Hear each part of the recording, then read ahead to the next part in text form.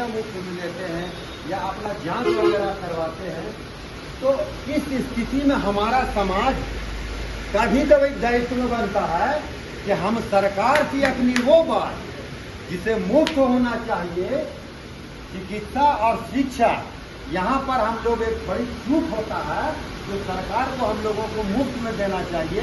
वो समाज के जागरूक लोग अपने समाज के बीच में जाकर एक योगदान के तहत हम लोग एक दूसरे को भी करवा रहे हैं। हकीकत तो ये था, चाहे सरकार किसी की भी आए, किसी की भी जाए, आप हमारे समाज को जब सरकार बनती है तो ये दो चीज जो है आप मुफ्त में दें, ताकि हमारा समाज डेवलप करे शिक्षा के क्षेत्र में। और चिकित्सा जब उनको मुफ्त में मिलेगा तो वो जो पैसा जब आपके पास रहेगा, बीमारी में करोड़ों लाखों रुपया खर्चा हो जाता, मरता क्या नहीं करता, लास्ट में अपने घर जमीन जायदाद बेच करके आदमी लगा देता है। पर ये जब पैसा सेफ रहेगा तो हम अच्छा खा सकते हैं, अच्छा पहन सकते हैं, भागीदारी किसी चीज में ले सकते हैं। आप तो यहाँ हमारा खून चूसने में लगे हुए हैं। सरकार यही चाह रही है कि आप किसी तरह का मतलब हम आपको ऐसा योजना निकाले जिससे आपको जो है पंगु बना दिया जाए।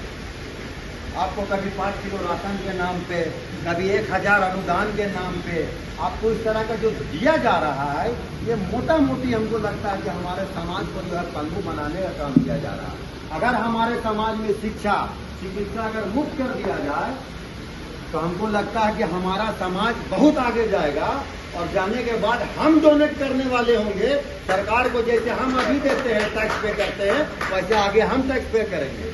आप हमें भिखमंगा बना रहे हैं, आप हमें मजबूर बना रहे हैं, आप हमें मजदूर बना रहे हैं। तो आज नदीम भाई के द्वारा लहू बोलेगा का टीम, चूंकि हम लोग फाउंडर रहे हैं इस लहू बोलेगा संस्था में, और मुझे गर्व है इस बात को लेकर के कि इस संस्था से हम लोग शुरू से जुड़े हुए हैं।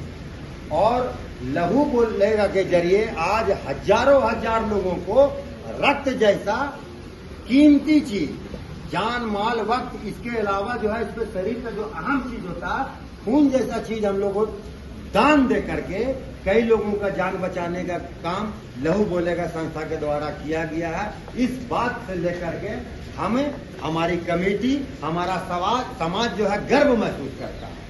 और हम लोगों ने मिलकर नौजवानों के बीच, युवाओं के बीच और आलिम उलमा से रिक्वेस्ट कर करके मस्जिदों और मदरसों में इसका एक प्रचलन बनाया कि आप नौजवानों के बीच, अपने समाज के बीच जो है इस तरह का बात को आप रखें, जिससे जो है वो लोग प्रेरित हों और ब्लड डोनेशन करें, ताकि जाके किसी का जान बचाया जा सके।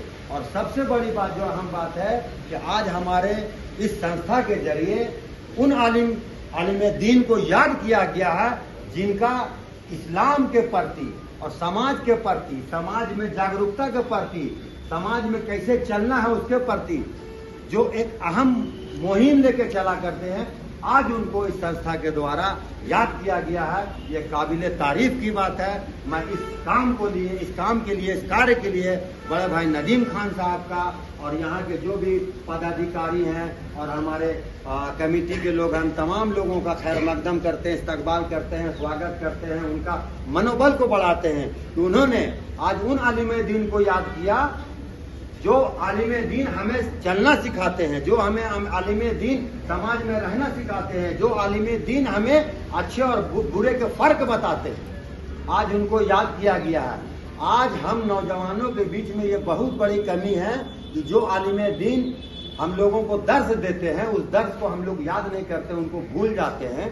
और आज इनके जरिए, इस कमेटी के जरिए, इस प्रोग्राम के जरिए आज हम लोगों को याद किया जाता है। जैसे हमारे नबी करीम सल्लल्लाहु अलैहि वसल्लम के नवासे का जो करबला का वाक़या, उस दर्स को आज तक हम लोग याद करते हैं कि जब जरूरत पड़े तो मैदान में उतरना पड़ता है हक और अधिकार के लिए। और आज हक और अधिकार के लिए, और आज भी उन्हें सबसे इस्लाम में सबसे ऊंचा मकाम में आज याद किया जाता है उनकी कुर्बानी और बलिदानी को। तो जो आलिम दीन रांची समेत पूरे झारखंड के लिए जो हम लोगों के लिए करके गए हैं, जो हमें दर्श दे के गए हैं उनको याद करने की जरूरत है। इससे भी बड़े बड़े प्रोग्राम करके जो उन्होंने हमारे लिए किया है उनको याद करें, उनके सम्मान में कुछ किया जाए ताकि आदमी उनको भी खुश हो और जन्नतुल फिरदौस में आला मुकाम उन लोगों को हासिल हो।